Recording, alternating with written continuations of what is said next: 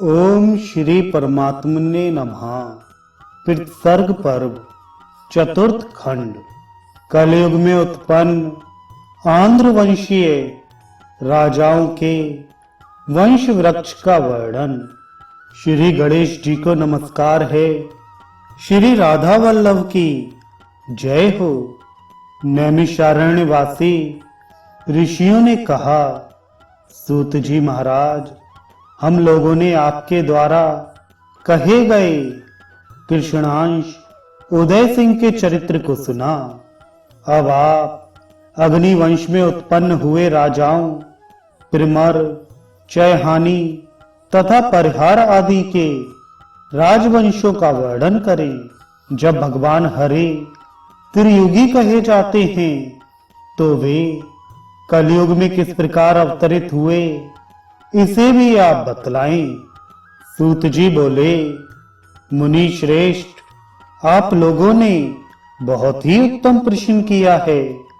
अग्निवंश के राजाओं के चरित्र को मैं कह रहा हूं, आप लोग सुनिए। दक्षिण दिशा में अंबा द्वारा रचित दिव्य अंबावती नाम की पुरी में पिरमर नाम का एक राजा हुआ। वह राजा सामवेदी था। महाबली उस राजा ने अंबावती में 6 वर्षों तक राज्य किया। पिरमर का पुत्र महामद हुआ। उसने 3 वर्षों तक राज्य किया और उसका पुत्र हुआ देवापी। उसने भी पिता के समान राज्य किया और उसका पुत्र देवदूत हुआ। देवदूत ने भी अपने पिता के समान ही राज्य किया।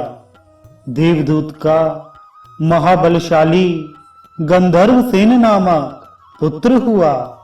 गंधर्वसेन 50 वर्षों तक राज्य करने के पश्चात तपस्या करने के लिए वन में चला गया। कुछ समय के बाद शिव के आशीर्वाद से उसे विक्रम नाम का पुत्र हुआ।